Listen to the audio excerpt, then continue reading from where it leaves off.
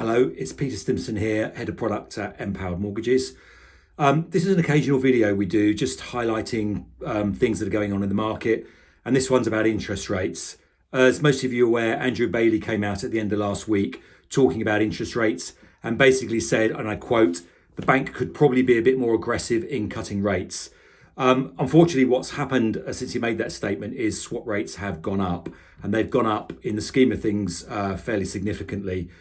Since Friday, 2-year swap rate, for example, has gone up from 386 on SONIA side of things to currently sitting around 411. So that's around about a 25 basis point increase. Given that swap rates have been on a sort of a gradual, sort of be it slightly bumpy curve downwards for the last couple of months, what that's probably going to mean, all things being equal, is that banks are probably going to need to put their mortgage rates up in the next sort of week to 10 days, as and when their existing mortgage tranches start to run out. Banks at the moment have been very aggressive on cutting mortgage rates over the last couple of months, and they're operating on wafer-thin margins. So my guess or my assumption is that they can't absorb where the current swap rates have gone for any length of time. So, like I say, as and when the current tranches run out, rates are going to have to go up to absorb the current increase in swaps, assuming swaps don't somehow reset themselves. So the question is, well, to me, is why have swap rates gone up? And they've gone up, like I say, pretty significantly over this period. I think there's sort of 3-4 main factors as to why this happened. First one is coming from across the pond, and it's the US. There's been a sort of a fear that the US potentially could be going into recession, and the US obviously has been cutting interest rates. There was a 50 basis points cut on the 19th of September, and all eyes have been sort of ahead looking to see what the next move would be from the US in terms of what the next cut would be. US payroll data came out very recently. US was expected to add around 142,000 jobs, and anything either side of that would push the needle one way or the other. The US actually added, I've got the number here, 254,000 jobs. So that was way in excess of what was expected. So that's obviously very positive for the market in terms of, the US not going into recession.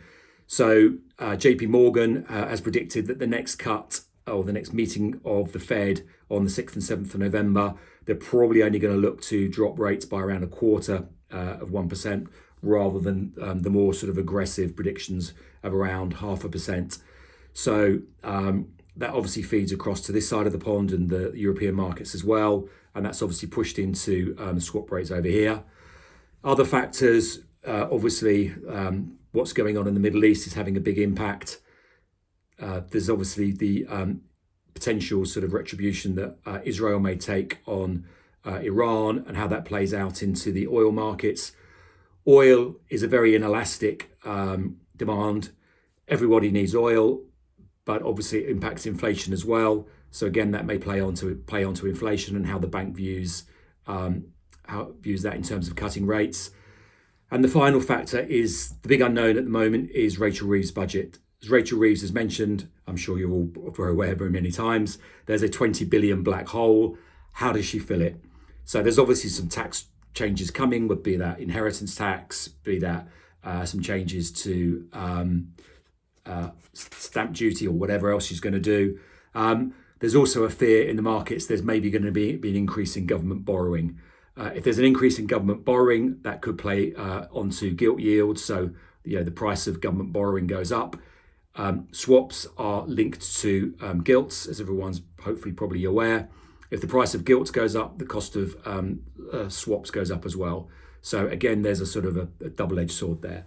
So all in all, at the moment, there's been a sort of, like I say, a roughly about a 25 basis point increase in the price of swaps. That may reset itself over the next few weeks, but at the moment, like I say, that may well play out into the cost of mortgage borrowing, at least in the short term. Hope that's added a bit of value. That's it from me.